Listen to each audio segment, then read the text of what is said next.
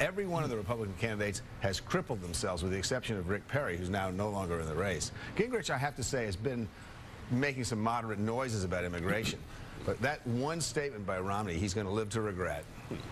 Well, I think another thing that's interesting and where they've really crippled themselves is the fact that neither candidate has spent any time talking about step 3 of Jeb Bush's op-ed, which is a focus on the overhaul of the education system in this country. That's right. And you cannot have an honest conversation about the future of this country without addressing that, when the fact that you have 1.3 million high school dropouts every single year. If you take half of them and keep them in school to actually finish up, it's a $7.6 billion boon to the American economy. So if you genuinely want to have a conversation with the Latino community, with the African American community, talk about education reform and talk about how we're going to educate our kids. Well, that was actually kind of surprising to me the other night in the State of the Union address. I realize you pack a lot of things in the State of the Union, but when it comes to education, when it comes to economic growth, when it comes to leveling the playing field economically, early childhood education. Right.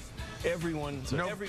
That's the key. Mike, nobody in Washington gets early childhood. They don't. It's 0 to 3. It's not 3 to 5. Right. There are very few people in Washington in any position to do anything about this that are talking about this. I hear very little about this in the education department. Yeah. Joe? That's the deal, though. Yeah, it is. Well, the thing is, though, when it comes to education, Republicans love talking about education reform. It's the Democrats, it's the president, it's the defenders of the unions, the defenders of the status quo that don't want to talk about education reform, because we as a nation are spending more money per child than any nation on the planet. And there's not a close second when you want to talk about funding K through 12.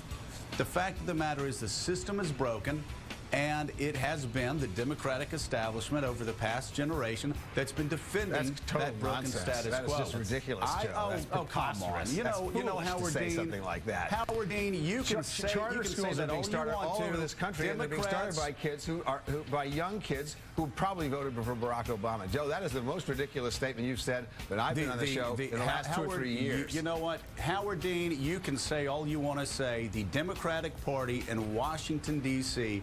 has been the defender of teachers' unions that for a generation have stood in the way of reform, just like they're doing right now Joe, in New York City. Excuse me, I work for a charter school that's run by the American Federation of Teachers, Joe. Knock it off. This is a ridiculous conversation.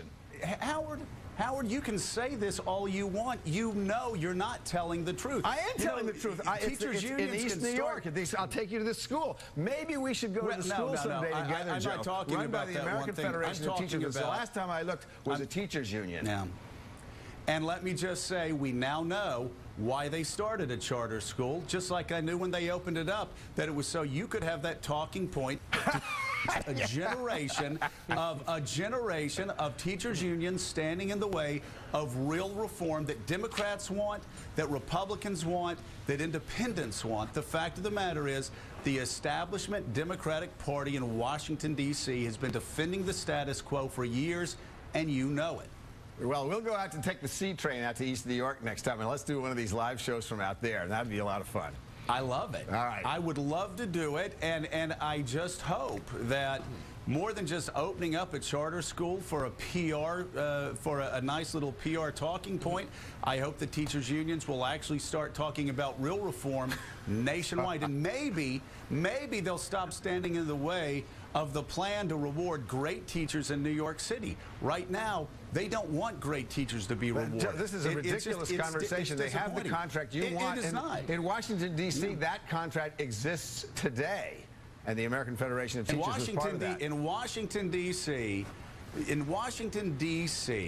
the teachers union rejected a plan, and we saw it at the end of Waiting for Superman. They rejected a plan that would allow all teachers to keep their salary and just have the Washington, D.C. school district reward great teachers. That school is in place today. Just reward great teachers. What you just said is in place today. In Washington, D.C. That contract exists today. Exactly. And teachers are getting $25,000 raises when they do a good job. Howard, really, seriously, I am asking you, if you really want to defend the indefensible, is that what you want to do here today? The American with Federation everybody of watching, Teachers. knowing that you are not telling the truth about teachers unions and reform. We may disagree, but I don't think we ought to be calling each other things like not telling the truth. Howard. You got one charter school that was put up as a plan. That is not true. You should Just you so need you to could go have to some that of these talking schools and see what's point going and on. fight real In every reform. bad city in this country with a bad education system, there are charter schools, young people opening them up. And the union, the American Federation of Teachers, is very much involved in some of this. Do I think they're perfect? No. Let But it be I think said. I need to take you on a tour of America's public schools. That's what I need to do. Okay.